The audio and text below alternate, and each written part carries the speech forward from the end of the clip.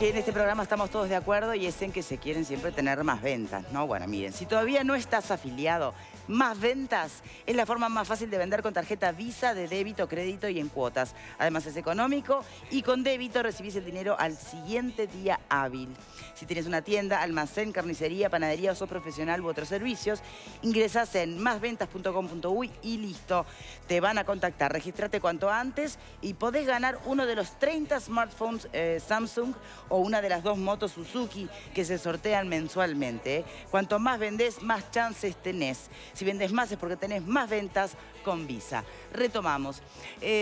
A mí hay una pregunta que me queda dando vuelta en torno a si el servicio debe ser considerado esencial o no el que brinda el patronato del psicópata, al margen de la discusión jurídica de si es un edificio público o privado, si se guía por derecho público o privado, en fin. Porque no se olviden que en este momento estamos con una ley que pretende dar un giro importante a lo que es el tema de la salud mental, donde justamente se trata de salir del modelo asilar, donde todo lo que tiene que ver con la integración de la persona que padece alguna patología mental con el medio ambiente, con la actividad cultural y demás, es fundamental. Y en esa órbita se maneja el patronato del psicópata. Por lo tanto, ¿es esencial o no es esencial? De acuerdo a la explicación que dio el doctor Pomata, claramente no lo es en este caso concreto. Puede discutirse quizás en otros casos, si los servicios de salud afectan, yo qué sé, por ejemplo, prestaciones de cirugías o de atenciones urgentes, claramente sí. O si afecta la seguridad de las personas, yo qué sé, la huelga de la policía, por ejemplo, que además los policías están sindicalizados ahora. Pero en este caso concreto, van a jugar al fútbol, van a jugar al básquet el fin de semana, tienen la comida. ¿Y que se equivocó el ministro? ¿Qué hay atrás de estas decisiones? Hay una contradicción entre lo que dice el ministro de Salud y lo que dice, por ejemplo, el Ministerio de Trabajo. A mí me generó mucho ruido eso también de parte del gobierno. No entiendo por qué, por un lado, el Ministerio de Salud Pública hace una denuncia penal para desalojar el lugar y la Dirección Nacional del Trabajo dice que no se puede desalojar. O sea... si no se puede desalojar, no se podría haber decretado la esencialidad. Claro, exacto. Entonces me parece que ahí hay algo que no cierra. No es menor tampoco esa disquisición que hizo el doctor entre resolución o decreto. O sea, la resolución de Murro está firmada por Murro, pero no por el presidente. No es un decreto que tenga esa fuerza. ¿No es el ejecutivo? Exacto, ¿no es el ejecutivo el que decreta esencialidad? Por eso, esa es la gran interrogante. ¿Abogado?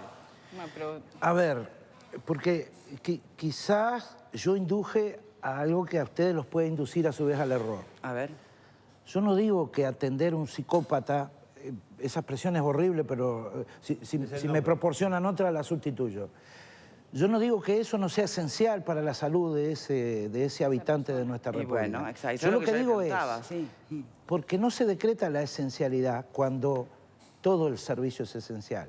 Se decreta la esencialidad cuando la huelga de los trabajadores puede dejar ese servicio sin cubrir, porque el decreto o la resolución o lo que sea de la esencialidad no prohíbe la huelga, la limita. Le dice al trabajador, vos podés hacer huelga, es un derecho humano fundamental. Lo digo yo, no lo dice el gobierno que no lo acepta. Podés ocupar, porque la ocupación es una modalidad o una extensión del derecho de huelga. Eso sí. Eso es discutible, pero está. Por eso digo que lo digo yo. Ahora, hace toda la huelga que quiera y por el tiempo que quiera, pero me tenés que mantener con guardias mínimas. ¿Y se está dando en el patronato eso? Por supuesto, por supuesto. Si se estará dando que no hay paciente. O sea, por eso decía que era virtual. Voy a poner un ejemplo para que se entienda. La refinería de La Teja Pero no entiendo si se estará dando que no hay paciente. No entiendo el silogismo. Nunca deja de trabajar ni en las peores huelgas, salvo en la huelga general. Pero no entiendo que me diga usted 1973. ¿Por qué se mantiene eso? Porque eso afecta a las 3 cosas, la vida, la seguridad y la salud. Entonces los trabajadores hacen la huelga o hacen el paro, pero mantienen el servicio. Y lo hacen siempre y se autorregulan. Cuando hay diferencias, por ejemplo, si el Ministerio de Salud Pública dijera, bueno, pero para mantener este servicio precisamos 10 operarios y los trabajadores dicen 8, se tienen que poner a discutir. Si no llegan a un acuerdo, tienen que ir al Ministerio a discutir eso con el Ministerio de Trabajo, como lo dice la ley aplicable, 18.508. No esa ley, esa rémora de la etapa más negra de nuestra historia, que también en lo personal empieza en el 68, no en el 73, no traer esa ley a colación que no pertenece ni a la cultura ni a la etapa que estamos viviendo. ¿A qué traer una ley reaccionaria en un momento en que tenemos un sindicato, un sindicalismo que es considerado en el mundo entero la reserva del sindicalismo mundial y un sistema de relaciones laborales, el del Uruguay, público y privado, que no lo digo yo, que apenas soy un individuo de 33 hincha de Nacional. Bien, disculpe que insista con una lógica que no entendí. Lo dice la OIT. Cuando yo le pregunto si se siguen dando esos servicios fundamentales, ¿no? La guardia gremial en la ocupación del patronato, usted me dice, y sí, claro, ¿cómo no se van a estar dando si no hay pacientes? No entiendo esa lógica. No, eso dije por caricaturizar o llevar al absurdo la situación. Si hubieran pacientes, como ocurrió en el pasado, hasta que se decretó, los estaban atendiendo y estaban en huelga. ¿Y no será que no van porque está complicada la cosa? Bueno, no sé, el ministerio lo sacó. Pero si los hubiera mantenido, les puedo asegurar que los trabajadores de ACE que trabajan ahí los atenderían. Bien. Porque los estaban atendiendo. ¿Qué mirada pueden hacer desde tribuna? A ver. Yo creo que hoy asistimos a un desconocimiento de un derecho conquistado, pero yo quiero manifestar algo puntual.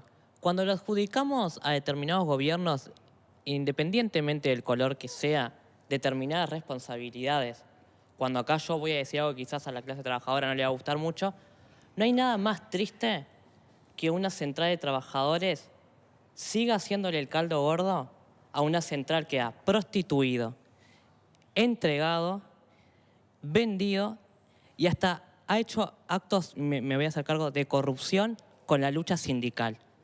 Y cuando los trabajadores responsabilizamos a los gobiernos, cuando hay determinados dirigentes, como por ejemplo cita el invitado, Murro, que sale del movimiento sindical y después decreta o firma una manifestación de esencialidad por parte del gobierno, acá yo me pregunto, ¿de quién es la responsabilidad? ¿Del gobierno o de los trabajadores que seguimos viendo cómo una y otra vez determinados sindicalistas lucran con el sindicato para llegar a lugares de confort y del gobierno?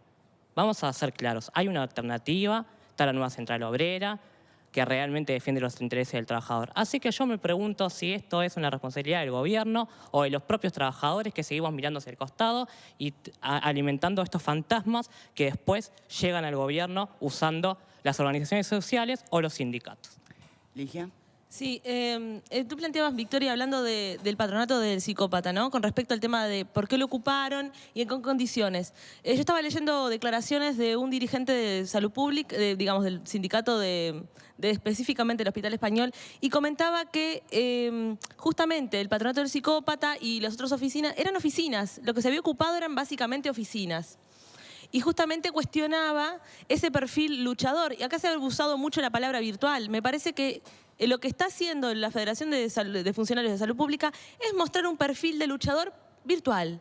Porque le está dando también pie al gobierno para que muestre una autoridad que no la tiene, pero es una demostración de autoridad por parte del Poder Ejecutivo, pero a su vez el movimiento sindical se muestra como, bueno, como luchador. Porque después, dentro de un tiempo, cuando venga la campaña electoral, estoy segura que esos dirigentes que ahora muestran una oposición al gobierno van a instar a que los voten. Ese es el problema. Y de hecho, como mencionaba Graciano, el tema del lío, me parece que están tratando de demostrar que hay lío, cuando en realidad no lo hay, porque cuando se llega el momento, los votos están y terminan votando todos juntos, votando lo mismo. Me parece que justamente lo que quieren hacer es mostrar una imagen, lo que quieren hacer es forzar y dar una imagen frente a toda la población de que hay una contradicción, de que hay un lío, cuando en realidad en los hechos concretos no lo hay. Entonces, desde ese lugar, les vendría bárbaro que terminara siendo la fuerza policial quienes los desaloje, por ejemplo. Y sí, porque quedan. Y claro, sí, por supuesto. Y además también es una muestra de fuerza del Poder Ejecutivo, pero a su vez, bueno, miren qué fuerte está el movimiento sindical. Cuando en realidad llega el momento y es todo lo mismo. ¿Alguien piensa distinto o están todos en la misma línea? O sea que es una gran conspiración, digamos. Claro. Es una gran conspiración, falta los extraterrestres nomás. No sé. Son todos unos bobos que no entienden nada y se dejan manejar por estos corruptos, según... Bueno, son opiniones, ¿no? No, por eso está bien, está bien. Perdón, Valen.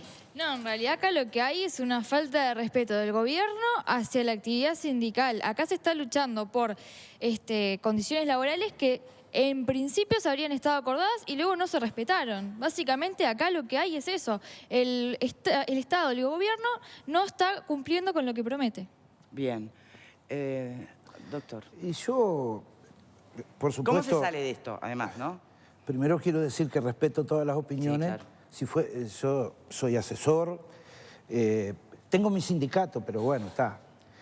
Si fuera dirigente, las opiniones del joven no las dejaría pasar y no lo llevaría a la justicia, sino directo a un calabozo, porque él no va a probar que en el PIT-CNT hay gente que prostituye, que se robó alguna cosa. Bueno, esas cosas son demasiado fuertes como para dejarlas pasar. Quiero decir, como ciudadano de este país, que me ha tocado ir la friolera de 10 veces a representar a nuestro movimiento sindical a Ginebra. En Ginebra le dijeron en junio de este año a nuestro presidente que las relaciones laborales públicas y privadas en nuestro país son un ejemplo a nivel mundial.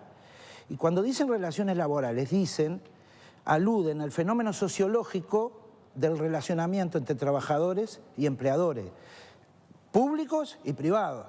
Ahora, si los trabajadores son corruptos y no sé qué otros calificativos empleó el joven que está ahí, la verdad que como dice el amigo, hay una gran confabulación para armar un escenario y simplemente lograr no sé qué resultados electorales atribuyéndoselos a una clase trabajadora que le ha demostrado al mundo entero que más allá de no ser prescindente y de querer un gobierno progresista, no tiene nada que ver con el gobierno. Ahora, es central sindical. Sí, ahora, increíblemente, cuando uno piensa, saliéndonos del caso concreto, ¿no? Pero sí pensando en lo que puede llegar a ser el posicionamiento de los sindicatos en el imaginario colectivo, las encuestas no les son favorables. En toda aquella institución en la que se supone uno pone representatividad, políticos, ¿no? Parlamento, sindicatos, allí los números no dan. Hasta se confía más en los bancos, cosa que según estas encuestas, ¿no? Pero tenemos un caso concreto fresquito de hace pocas horas. En una cadena de supermercados muy importante del país, que fue vendida por sus anteriores dueños a nuevos propietarios, los dirigentes sindicales acordaron ciertas cosas con la nueva patronal o la nueva empresa y los trabajadores de a pie no estuvieron de acuerdo. Es decir, ahí se demostró la falta de representatividad absoluta. Le tuvieron que comunicar, el gremio le tuvo que comunicar a la empresa que le dieran cuenta de los dineros de cuota sindical porque ya no confiaban más en esa dirigencia sindical. O sea, hay varios casos. Pasó también en la Asociación de Funcionarios Judiciales. Está pasando ahora con el tema en materia de vivienda. Es decir, hay cuestiones que no son claras. Y la falta de representatividad en algunos casos se pone de manifiesto así como la luz del día. Este caso es de pocas horas. Los trabajadores le dijeron a la empresa, señores, esto no nos representan a nosotros, tienen que hablar con nosotros y no con esos dirigentes sindicales. ¿Y usted no está de acuerdo con eso? No digo que sea general, pero... Además, yo no sé a qué encuestas aluden. Yo tengo las mías. Tenemos un observatorio de relaciones laborales en la central que nos dice que somos la organización social más representativa de todo el país. Y desafío a cualquiera a que me diga qué organización social, no política, es más representativa que la Central de Trabajadores. Es más, es no era una encuesta de representatividad, era una encuesta de confianza de la opinión pública. Es más representativa a nivel de la región y es una de las más representativas a nivel mundial. Por eso capaz que, bueno, pero depende de cómo lo mire uno. Yo creo que hay algo muy peligroso, muy peligroso. Podemos discutir con los chiquilines, podemos discutir todos sobre determinados líderes sindicales, ¿no? Si hay una cosa ética o antiética, o si tal vez tienen denuncia de corrupción, o corrupción lisa y llanamente. Y otra cosa es ir en contra de la central sindical. Los que ir en contra de la central sindical como concepto. Eso es peligroso. Eso es muy peligroso. Eso es muy peligroso porque... Y hablar de sindicatos y trabajadores como lo mismo... claro, porque en realidad la historia de las luchas obreras es la historia de todo lo que se consiguió desde la ley de 8 horas en adelante. Hay que tener mucho cuidado con eso, porque si no socavamos las bases de los trabajadores. Ojo con eso. Y los patrones aplaudiendo, así, locos de la vida. Lo que dice Leo, en un contexto regional donde estamos viendo lo que está pasando, por ejemplo, en Brasil, donde se ha tirado por la borda décadas de lucha sindical, que eso puede perjudicar también a nuestro país, porque pensamos que las cosas que pasan en la región no nos perjudican. Ahora hay un llamado para el propio embajador uruguayo en Brasil, justamente por las declaraciones que hizo Murro, que hizo el propio canciller, defendiendo los derechos de los trabajadores. Yo celebro que en mi país un gobierno sea de del color que sea, se juegue por los derechos de los trabajadores, al menos de esta manera, cuando lo que se está condenando es una tendencia en la región a tirar por la borda. Brasil y lo que se viene también en la República Argentina. Entonces hay que tener cuidado cuando se habla de ese tipo de cosas, ¿no? La herramienta sindical es básica y hay que defenderla. Y a mí me parece muy bien que los empleados de ese supermercado que no nombraste saquen a los dirigentes si no son representativos. Eso es una muestra de democracia sindical. Lo que hay, sin lugar a dudas, que ha habido dirigentes sindicales que han actuado mal o actúan mal. Y esos van a ser, tarde o temprano, radiados de ese cargo que tienen. Pero no por que haya 2 o 3 o 5 o 20, no me importa, dirigentes sindicales que no cumplen lo que deben hacer, vamos a desacreditar el sindicato como herramienta. Gerardo Caetano, justamente en una reciente reunión entre la FEU y el PIT, decía que no conoce a ningún sindicalista rico en nuestro país, a diferencia de lo que ocurre en países vecinos. Sí, exacto. ¿Están de acuerdo? Lo que pasa es que en los países vecinos, y vamos a decir claramente en Argentina, los sindicalistas en realidad son empresarios del sindicalismo. Se han convertido el sindicalismo en un negocio, en una cuestión de servicios. Por ejemplo, y esto fue la genialidad política de Perón, ¿por qué el peronismo es una cuestión casi inexpugnable en la República Argentina? Porque le dio a los sindicatos el control de la salud.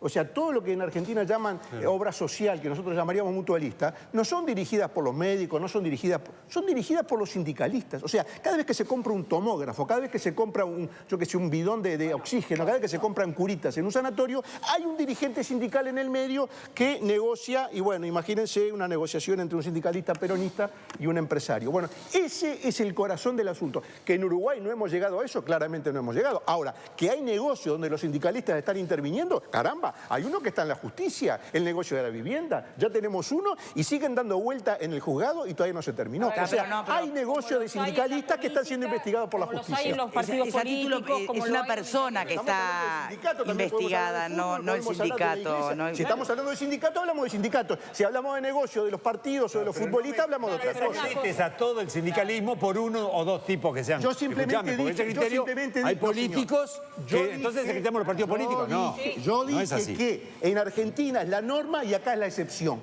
El que quiere interpretar otra cosa, corre por cuenta de él. Lo que yo digo es que la justicia del crimen organizado está investigando negocios con las viviendas. Y eso es un hecho cierto y objetivo. Sí, sí, claro. Abogado, ¿cómo le parece a usted que se puede salir de esta coyuntura puntual?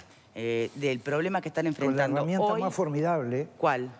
La única ley que el Ministerio de Trabajo no cita en esa resolución, la Ley de Negociación Colectiva 18508, que lo obliga al Ministerio a convocar a las partes para que se pongan de acuerdo en qué es esencial y qué no es esencial. Claro. ¿No tiene derecho la autoridad de decir si no desocupan no hay diálogo?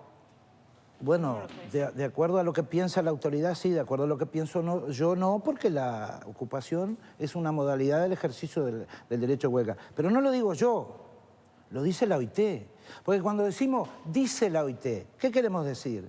Lo dice la única organización tripartita a nivel mundial que tiene una integración como un gran parlamento con los trabajadores a la izquierda, así es como se sientan en la asamblea, ¿no? Trabajadores a la izquierda, 200 y pico gobierno en el medio y empleadores a la derecha. Y votan convenios internacionales, recomendaciones y principios generales de derecho y pronunciamiento. Uno de ellos dice, ¿qué entendemos por huelga? Tal cosa, tal otra, y cuando llegan al capítulo de las modalidades dice, los paros perlados, las ocupaciones, son consideradas legítimas las ocupaciones. Ahora, la población, entiendo que se ponga vulnerable, que se afecte, pero está reconocido. Y por nuestra legislación también. Tenemos que hacer una pausa. También, seamos honestos, a la OIT se la cita cuando conviene, a veces, cuando no conviene, se la va. Y de los dos lados, ¿no? Es buena citarla sabiendo lo que dice. Ya venimos.